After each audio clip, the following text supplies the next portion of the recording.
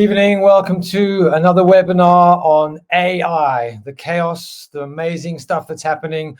I can't keep up, even someone who's deeply buried in the space. The news that's coming at us constantly is quite overwhelming at times. But I think what's super important is that from an African content perspective, that we're continually having this conversation to figure out what the future holds.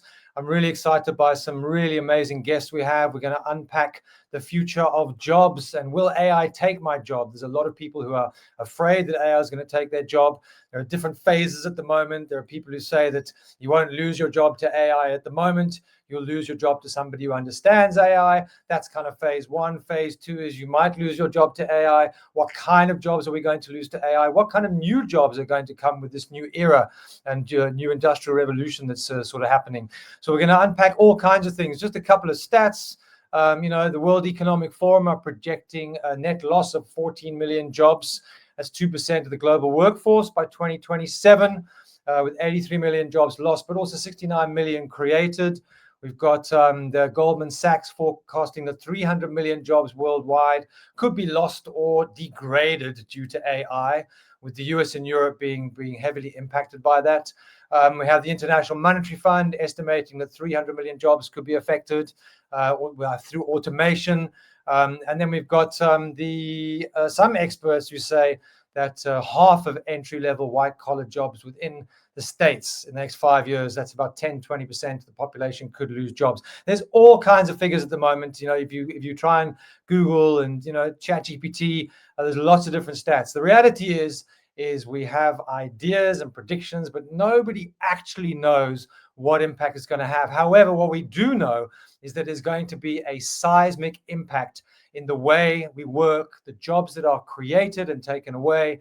And so these conversations are super important to figure out exactly how we can navigate, how you can navigate the future, how you can future-proof yourself to make sure that you can still make money to survive. And we'll talk about universal basic income and all of those kind of things as we get into the conversation. But without further ado, I would like to invite my guests onto the stage. So if you could please join me. I'll let them introduce themselves. We have some incredible people. I feel honored to be around doctors and professors. So thank you so much for joining us, guys. I think if we can just start, Prof. Katera, we could just start with an intro from you, who you are, where you're from, and just a bit of insight into why AI is something that's part of your ecosphere. All right. Yeah. Thanks, Trenton. And good evening to everybody who's watching this. So my name's David Katera. I'm a professor of pharmaceutical science at Tshwane University of Technology. And I'm also director of the TUT CSR Cannabis and Hemp Research Hub. So I'm not an expert in AI, but I'm certainly a user of AI. And by the way, the pharmaceutical industry being sort of the second biggest industry in the world after the arms industry. So we kill people and then we try to heal them in that order, uses a lot of AI, from drug discovery now to predicting the next pandemic, for instance, and then also patient records. So there's because any industry that has a lot of data and is data driven is then amenable to AI. But as the evening goes on, we will then be able to unpack, like you say, how to future-proof yourself, how to position yourself for this wave that's coming and which nobody really can stop. Thank you. Great. Thanks for that, Prof. Dr. Welstra or Dr. Karen, I'm not sure how you like to be called, and I think I got it wrong. It's Karen, sorry. Over to you.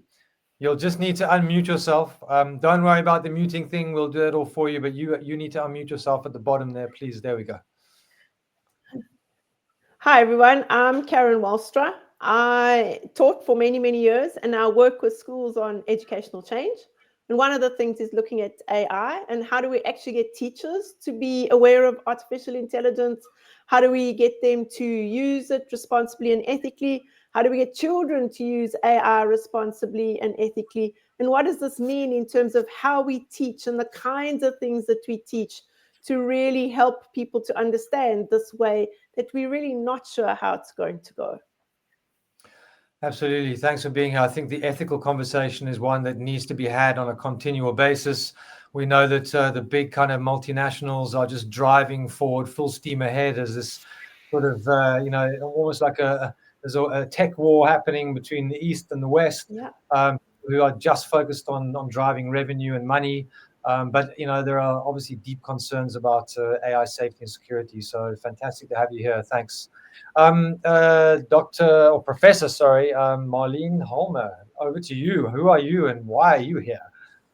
Thank you so much, Trenton. So I'm Marlene Holmer. I'm a professor and the head of department of the Department of Information Science at the University of Pretoria. So ticks of nicks for all our audience watching. We have to get that plug in there. So my specialty field is information ethics. So I specialize on the ethical consequences of information technology, and with new technology comes a lot of new responsibilities and ethical questions like privacy, security, access. So these are the type of things that I'm researching currently in my department. Great. And there's a few slides that you sent across. So I'm just going to flick through those and maybe you can just give us a bit of narrative and a bit of understanding. So here's the first one.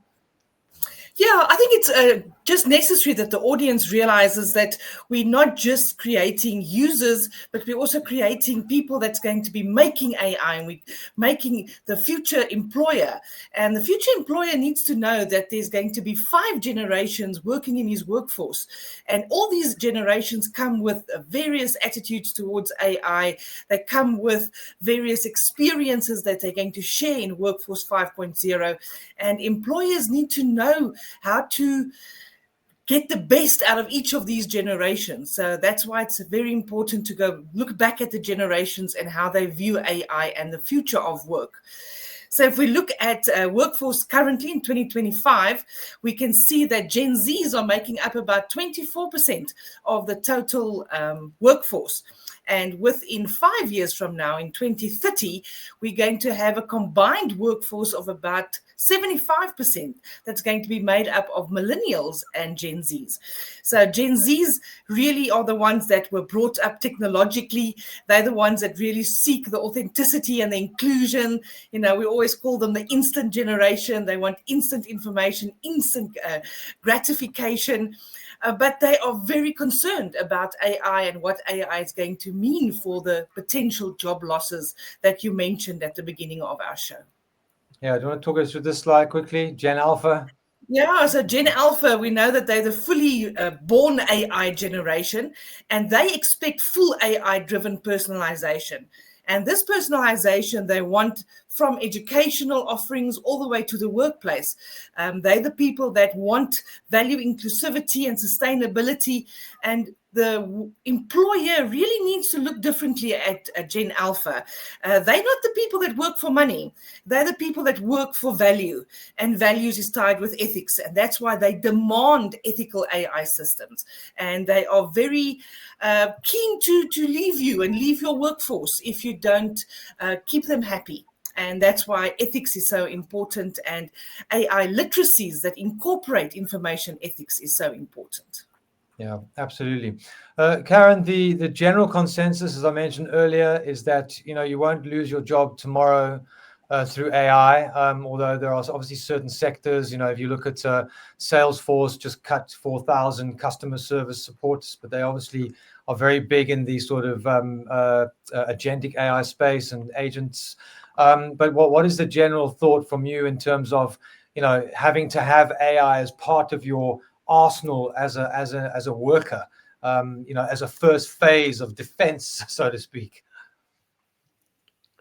I think AI literacy just becomes so very important in terms of being aware of it, how to use it, and just to know what it is. I think is the first step that everybody should be aware of, that we shouldn't be pretending it's not there.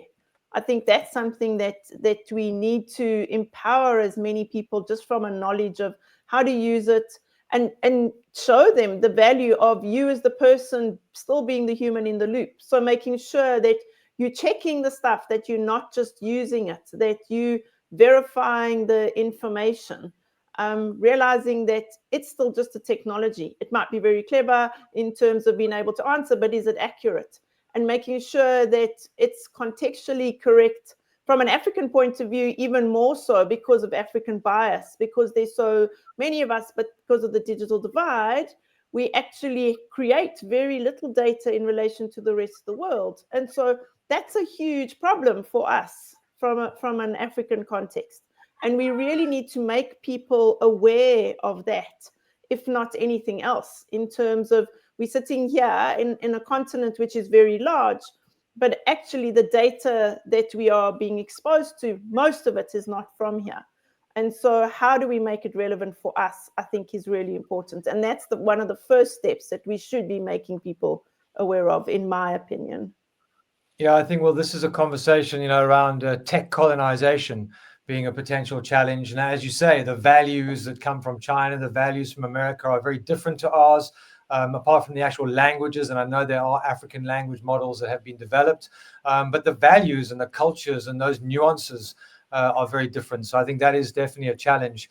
Prof. Katera, just let's get into sort of some of the jobs that are going to be lost. So we talked about Salesforce laying off customer service. The bots that we have now are like bots on steroids compared to what they used to be, even on the sort of WhatsApp level. What do you think the first phase of these jobs are over and above that? What are the first things that are going to go?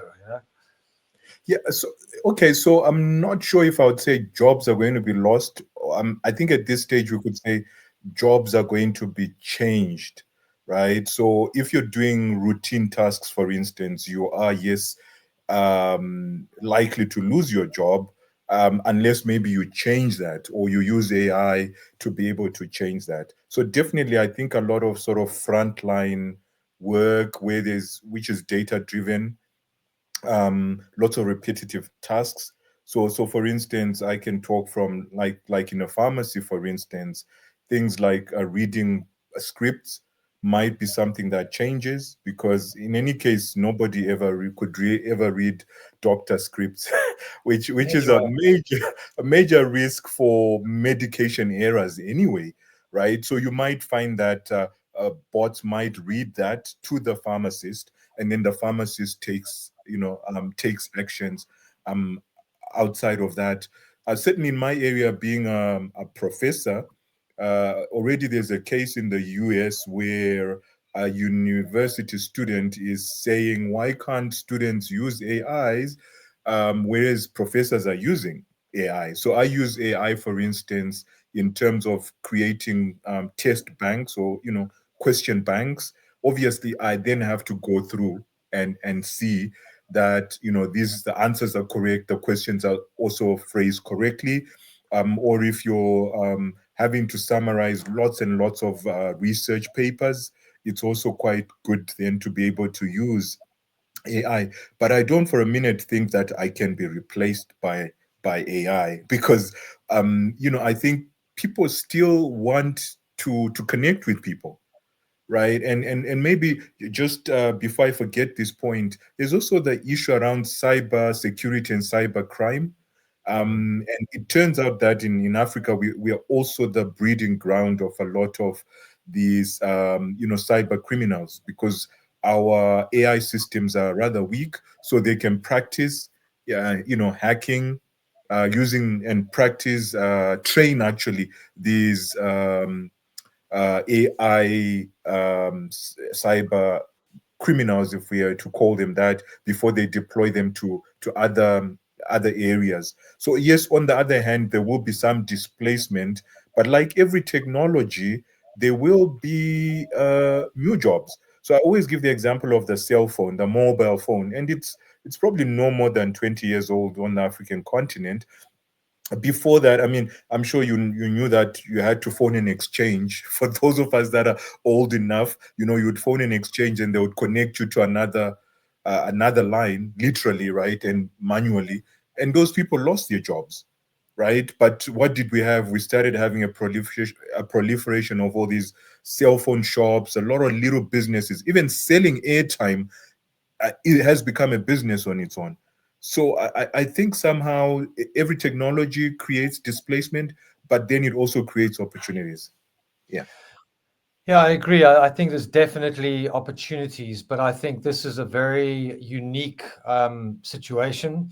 If you listen to Roman Yampolsky, he reckons that 99% of jobs are going to be lost. Obviously, in terms of what they are currently, and there are new jobs that will be needed. I mean, I've got some slides here from the New York Times where they basically talk about some sort of the new jobs, integration specialists, like AI integrators, AI plumbers, AI assessors, AI trainers.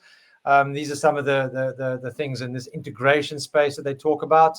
And then they have another sort of section here called taste and creative director roles, product designers, HR designers, story designers.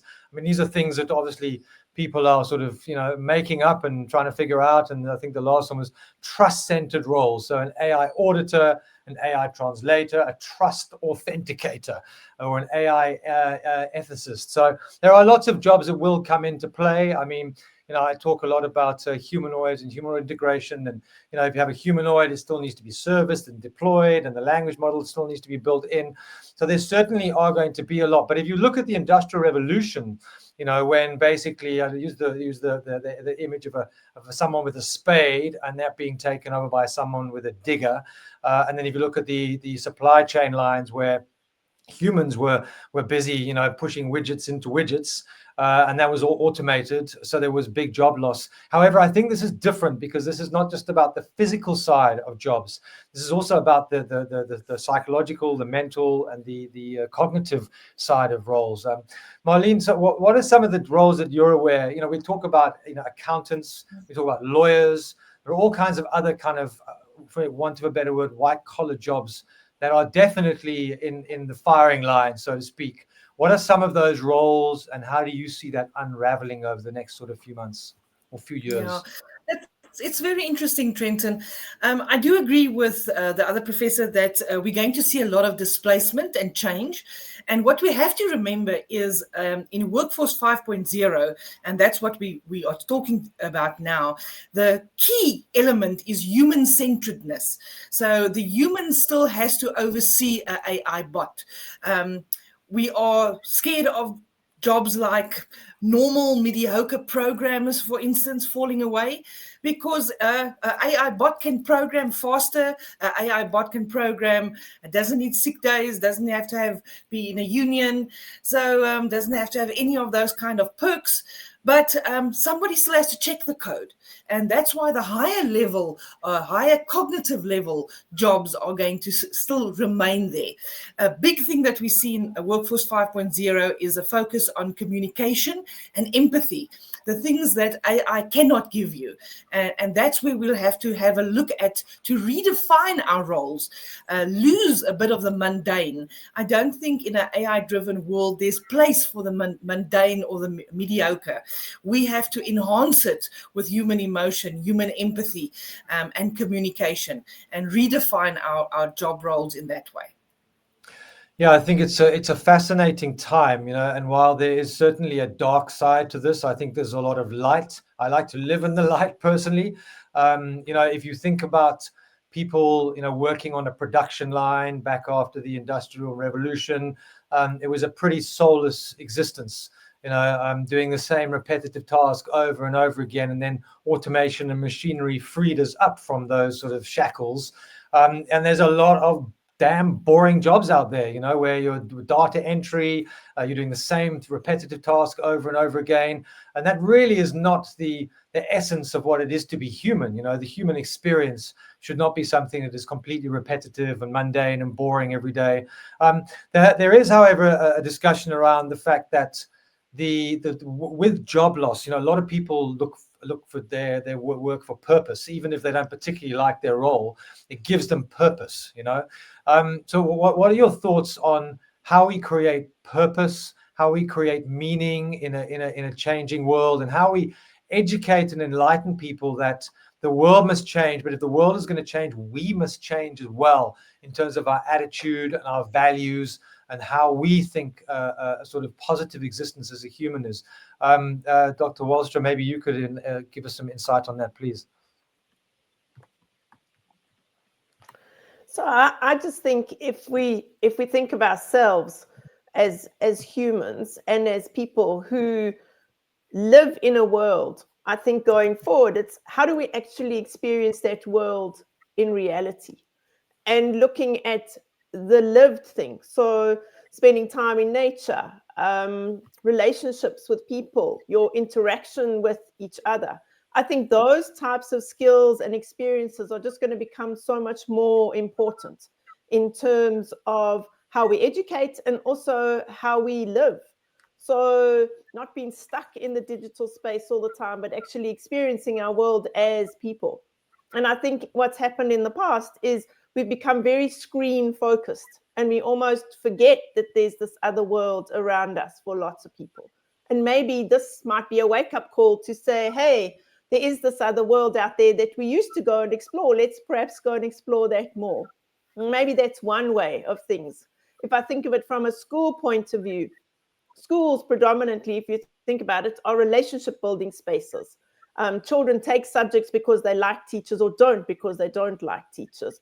Children interact and learn how to collaborate. And all of those kinds of things, I think we need to be aware that we don't want to lose those.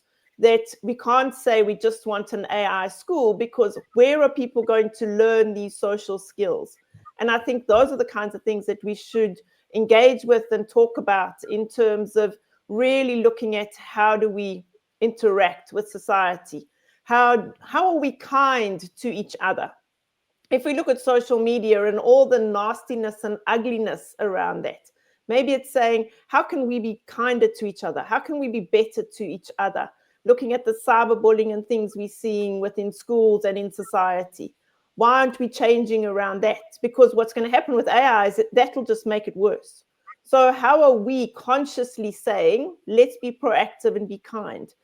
The same as you were talking about the Gen Alphas, looking at how are we protecting our earth? How are we more prominent in terms of conservation?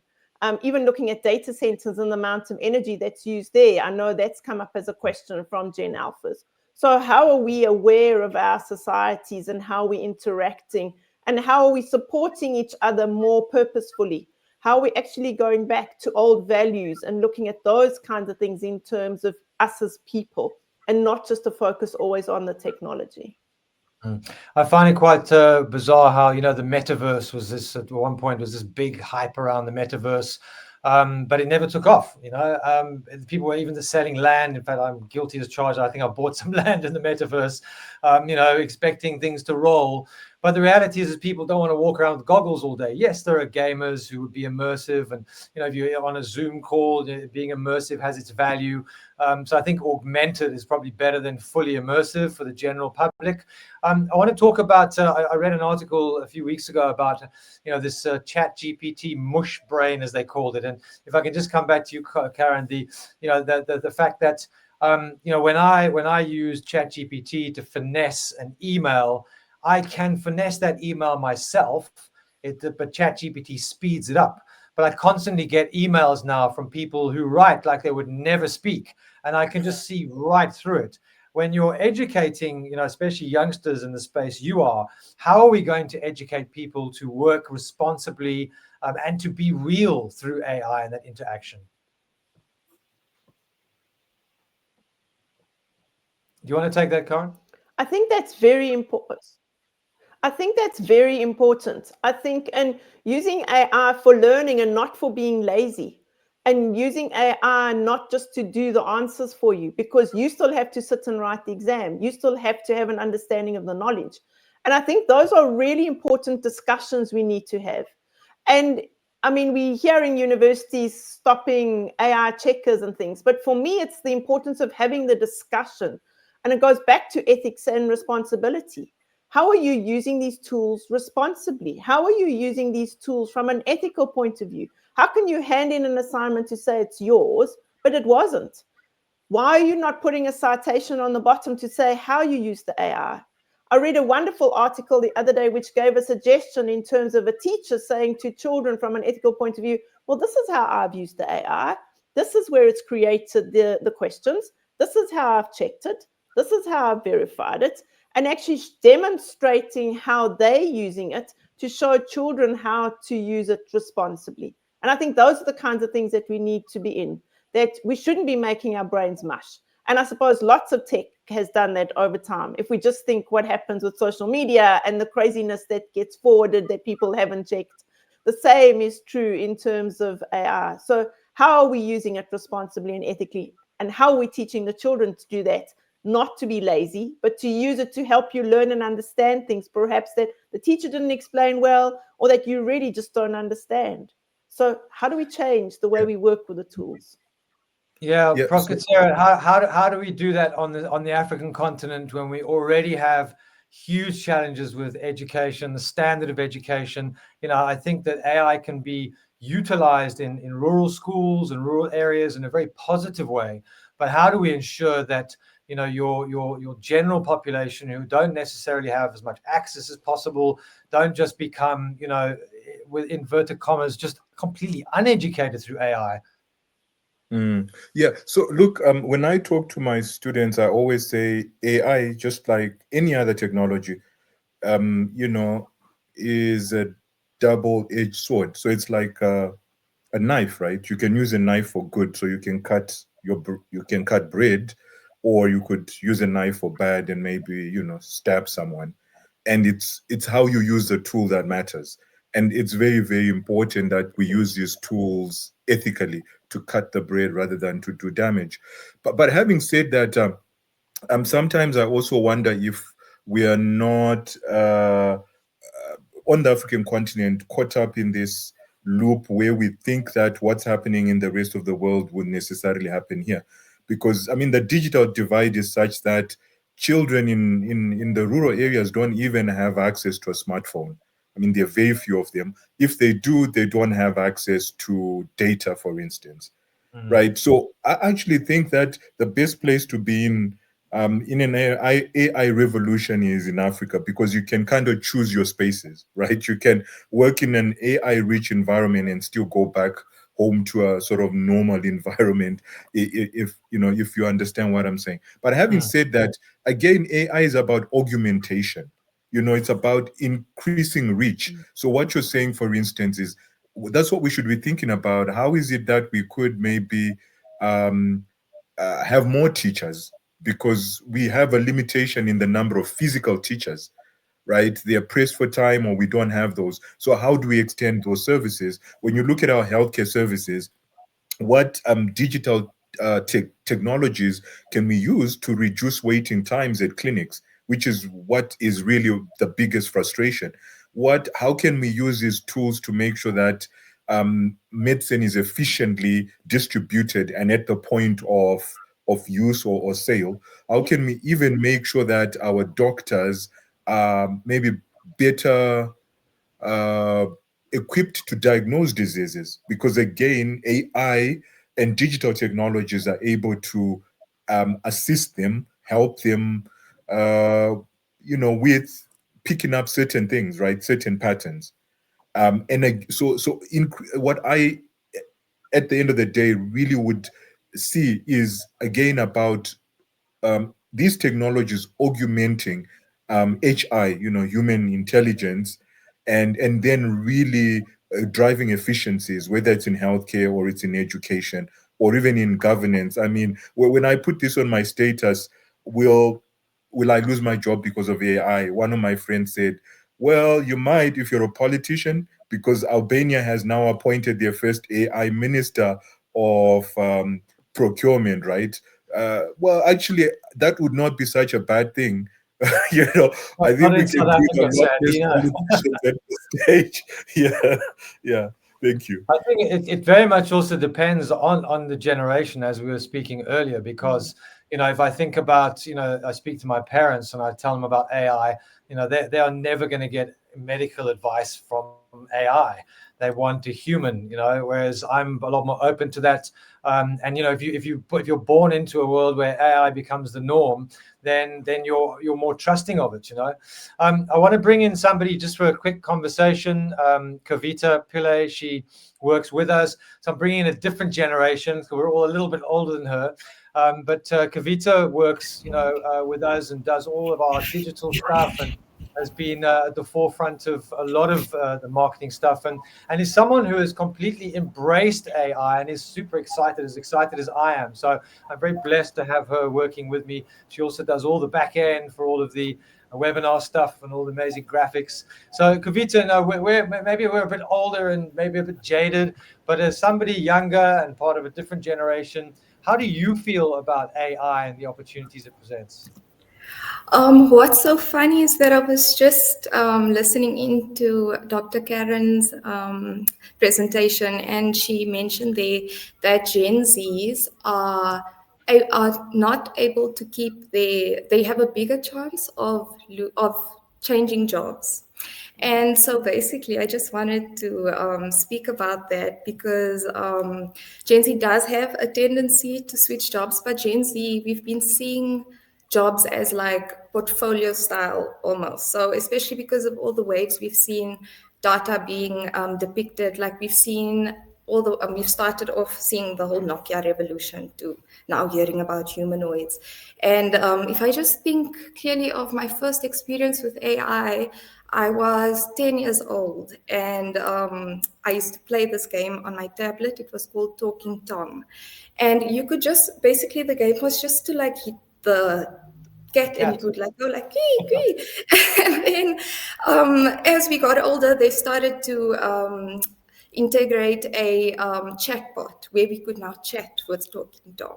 And it was just like super minimal, like we could just be like, hi, how are you? He would respond to us and speak back. And we also watched lots of movies of where the concept of humans using 100% of their brains was played out. So we've always had these ideas. So like now being introduced to AI is like almost giving us access to an additional brain now, which is quite exciting for us, especially because we've seen literally everything grow from Nokias to humanoids. And when I was a teacher as well, I used to be a school teacher when I just matriculated, and they introduced smart boards into my second year of being a teacher.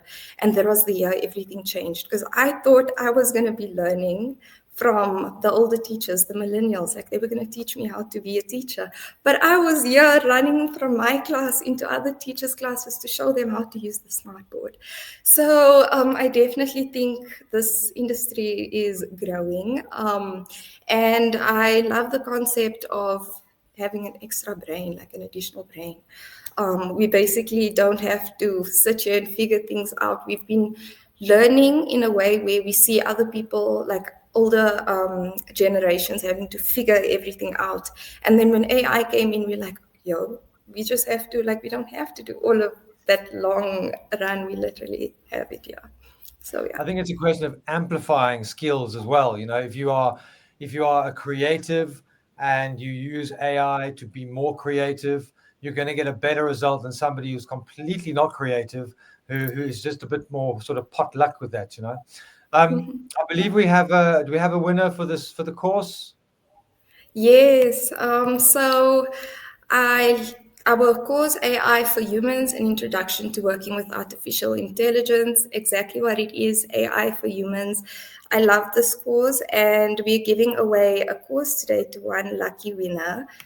Congratulations to Mr. Christopher Jennings. Please reach out to us after.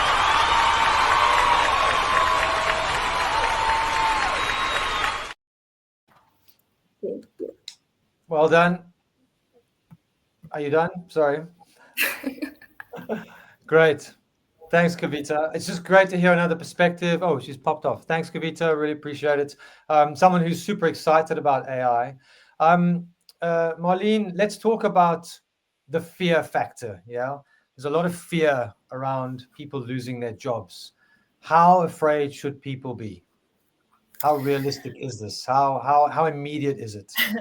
I think there's a real threat, but it depends on the individual. So the word is lifelong learning. The words are reskilling, upskilling. Make sure you stay up to date with things. We mentioned now, and Karen as well as Dr. David mentioned the fact that we're on the African continent. It makes our perspective totally different from the rest of the world, where the rest of the world will see a loss of job losses much faster than we do because we still have a digital divide. That's not necessarily bad. It also gives us space to create policies, to create legislation for safeguarding. Something that's going to have to be brought in, and we've mentioned AI literacies, but AI literacies is just a subset of information literacy. Information literacy should be brought in on primary school level, where children know how to converse with various technologies. Doesn't matter what the technology is. AI is just one more of the technologies. But then we'll see a decline in social bullying. We hope to see a decline in social media misuse and abuse. And then the same with the misuse of tools like ChatGPT and other generative AI tools. But we have to get that foundation laid, and we have to start young. But we're also in a generation where the great generation are really fearful of this technology. They haven't even caught up to computers, and now we want to shove Gen Z's generative AI down their throats. So we have to do trouble to also tell the elderly generation awareness of what to be careful for, so that we can also help protect them. And I think we in Africa, because we've still stuck with the digital divide, we have the ground, the room to still do this. Before AI really is used to such an extent that it starts taking the jobs.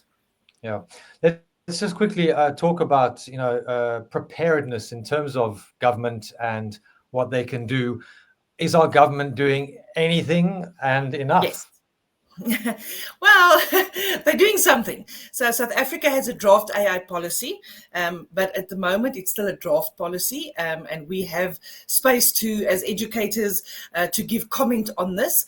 One of the professors I work with, Professor Emma Ruthkamp-Bloem, she was on the UNESCO AI policy task force. So we've got the expertise in the country. We just have to be mobilized to start doing it for the country. And I don't think we need to wait for the country to have a policy before we can see what's happening in our schools, in our institutions.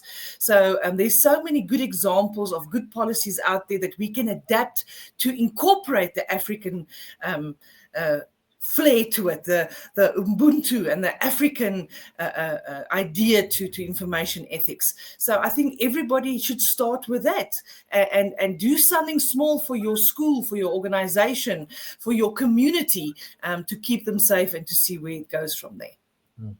Let's talk about humanoids, something I'm very passionate about and, to give masterclasses on. So there's obviously the sort of white collar behind a computer sort of jobs that are going to be affected. The second phase is essentially taking AI into the physical realm. And we've seen some incredible developments with, from Optimus to Figure One to Unitree's G1, and moving at incredible speed. I've been following the sort of humanoid development since 2013, since Atlas came out from Boston Dynamics, and the progression over the last 24 months has been quite scary and unnerving. Do we think that do we think we're going to have robots doing or humanoids doing our gardens, cleaning our houses, because those are obviously sort of lower income jobs? I mean, if you look at a humanoid, an autonomous humanoid, they reckon you're looking at between $20,000 and $30,000, which is the price of a mid-sized car, which you're looking at 5,000 to 7,000 rand a month.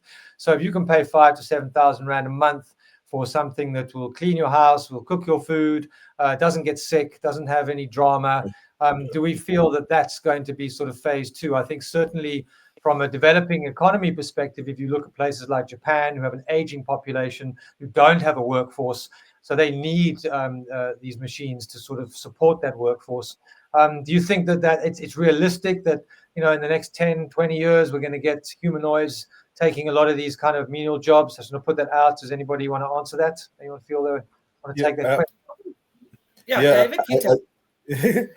Well, I think to to avoid drama, definitely I might pay 6,000 to 7,000 rand a month. But more seriously, I think humanoids will play a part. So loneliness is actually been declared by, say, the WHO as a one of the major causes of illness, right? So it's a huge risk for illness. And I know that they have, I think it's in Colorado, where they actually piloted these humanoids that would uh, live and be companions to old people. Yeah, and I think there's definitely room for those kind of tools. You know, so it's almost like having a dog, or maybe even a grandchild, because you can program the humanoid to ask all these sort of questions and just be a companion robot, right? And they actually found it improved the health and wellness of older people. So certainly that. But I'm sure that there are advantages to still having a human looking after your garden. They are probably able to see that this needs more fertilizer, or there's this flower that can be moved here and there. I think one still needs that. So again, I don't think it's an either or situation. I think it's an and.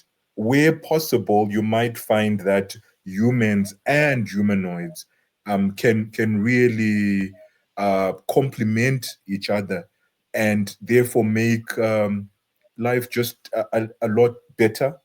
In terms of medical emergencies, when you have a humanoid, they can quite quickly call services, and in some cases it's just not possible for humans to be together. Let's say when somebody is severely disabled, it could be that the humanoid sleeps with that person and monitors the person. So definitely, that's coming. As you know, the urology clinics, particularly the one here in Pretoria, already uses, let's call them humanoid, for surgery, where a human hands might not be that dexterous. Yeah. Thank you. Yeah. Marlene, you had something you wanted to add there? Yeah, no, I definitely agree. And I think that's back to the point where in this Workforce 5.0, the emphasis is on the collaboration between humans and technologies. And humanoids are just going to be one more of those technologies. And within the next 10 years, we're going to see so much more of this technology rolling out at such a higher pace. So a lot of the lower, meager job force roles are going to fall away. We already see it in the big Google warehouses where sorting, categorization, boxing, shelving, everything is done by robots with a degree of AI in them to be able to know where they have to go. We've seen this. I was in China last year where I was giving a talk on AI, and we lived in a hotel where there was like R2D2 little machines running around, vacuuming and doing the things and knowing where to go and being able to direct themselves to the right floors if they were told to go there. So it's already happening. So it's definitely not future that we're not going to see it. We will still see that in our generation. Absolutely. Let's talk about UBI, universal basic income. The concept of it is not lost on me. If people are losing jobs, we need to make sure that people can eat. The concept around that, for those of you who don't know, is around a dignified life. So, you would have enough money to buy the basics that you need to send your kids to school, and to basically live a life with dignity as opposed to living in poverty. And there's talks about, robot tax to try and complement that. I know that Sam Altman from OpenAI is just has a new startup called WorldCoin. So he obviously is clearly looking at this as an opportunity as things move forward. I have my doubts about UBI in developing economies and whether they will actually work. We already have large unemployment in this country, and I think I do think that in certain developing economies it can work, in the sense that if you are educating people to find purpose in other things other than materialism, and you are educating them about nature and to go back to the basics and the human experience, But in developing economies where, we're not really on top of those narratives, I do fear that UBI will be a disaster in some developing economies. So I'm just interested to know everyone's opinion on that. Cara, maybe we can start with you, and then Prof. David, and then Marlene after that. So I think that from an African point of view, it's saying, how do we value the person? And how do we grow the individual? I think there's lots of fear in terms of job loss in the lower income group brackets. And maybe it's saying, how are we actually empowering each other? So, for example, if you think with farming and the equipment and things that you're seeing within farms, how are we teaching communities to actually, one, perhaps look after the equipment, but also how are we upskilling them in terms of other areas so that they will be able to find the jobs? What are the proactive things that we are doing in the community in terms of growing people that they will be able to live in a space where they are comfortable? What about teaching things? For years, I've always said everybody should know how to grow vegetables. So how are we actually teaching ourselves to be sustainable just in our small little spaces within that space? How are we growing in that in terms of our knowledge in around the things that we are doing? So whether it's the subjects we're doing at school, whether it's the awareness, the kinds of subjects that Marlene is saying we need to already be there. We should be teaching children, how do we handle data? What is data? How do we get data? And that children actually understand these kinds of technologies within the school space. We already have got a coding and robotics curriculum, but if we look at that, we almost need to be changing it and adapting it to how do we actually cope in the world of the future, that we're really preparing our children. And if we prepare our children well, they can actually be helping their parents and their grandparents, even from a young age. So how are we doing that to make people cope? Yeah. Yeah. Great, thanks for that. So I just wanted to jump in. And I'd like to say, Trenton, I think that work plays a huge role in socializing human beings, but also in happiness, actually. If you recall, during COVID, we were all locked up in our homes and we were quite miserable, right? I missed traffic. I actually find that going to the office breaks my day. I can think of other things as I'm driving, and even getting stuck in traffic is really a part of who I am, right? So I also wonder about this nirvana issue about waking up and not doing anything, or Well, a lot of people find going for a purpose run. in jobs. A lot of people Sorry? find their purpose in a job. Even if they don't like it, it gives them purpose. It gives them a reason to wake up in the morning. Exactly. Yeah. And we know that men do find purpose in jobs probably more than women, but then that's because women are working all the time, even though we don't consider what they're doing as work, as a job, right? Increasingly, actually, that the World Economic Forum says if if you're a housewife and we had to quantify the work that you do, it would be you would be unaffordable, actually, in terms of that, right? And so it's the same. I'm not sure about just waking up and saying, "Oh, today, what am I going to do?" And then, because I have money in my pocket, I have a universal grant coming through. And even when you look at the UK, where a huge part of their population has, access to benefits, you actually find that they're not very happy. They have a lot of time, but they're not very happy. A lot of sort of alcohol abuse happens because you just have too much time on your hands, as it were. So I'm all for digital technologies, but I think these digital technologies should not, and I'm all for like a minimum benefit for everybody, so that people are able to afford the basics in terms of education, in terms of healthcare. But then at the end of the day, it's just more rewarding for you to make your own money, to invest your own money, however little that money is, and that's what gives that's what gives satisfaction, and also a sense of purpose.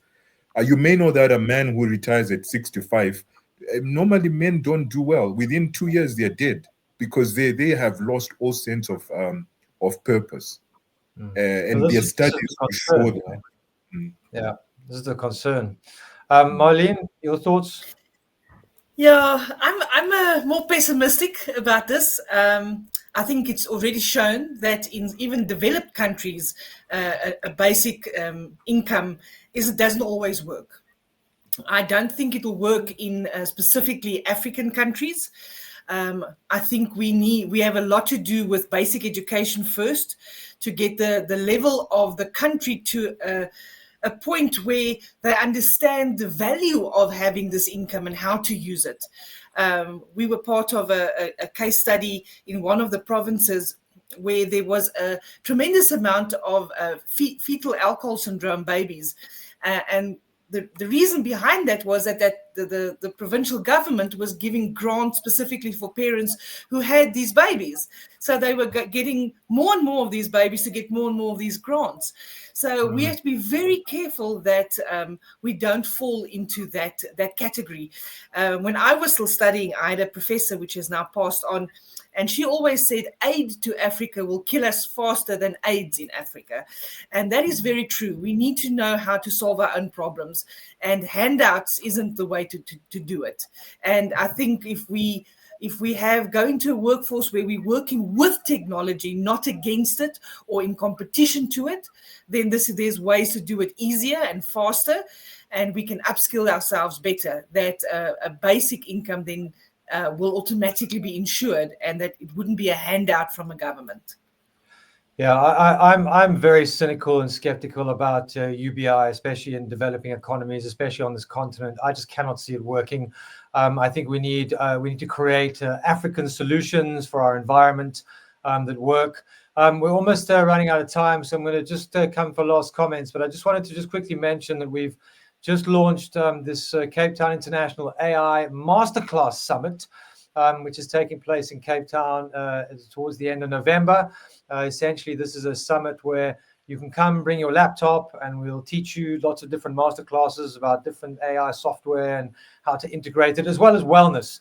Because I think the conversation to have the conversation about AI without the human experience and the wellness experience, I think, is vacuous, because this is going to seismically impact, the way we live and learn.